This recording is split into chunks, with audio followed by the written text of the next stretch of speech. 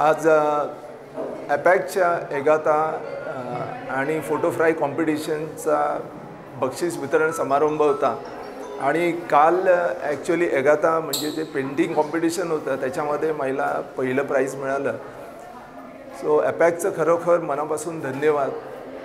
आज एवढ्या वर्षानंतर मी मागच्या वर्षी पहिल्यांदा ऑलमोस्ट 34 वर्षानंतर पेंटिंग सुरू केलं आणि पेंटिंग हा माझा सगळ्यात जिव्हाळ्याचा विषय. लहानपणापासून मला अक्षरशः पेंटिंगचं पॅशन होतं, पण मध्यंतरीच्या काळामध्ये कामाच्या व्यस्तपणामुळे पेंटिंग करता आलं नव्हतं.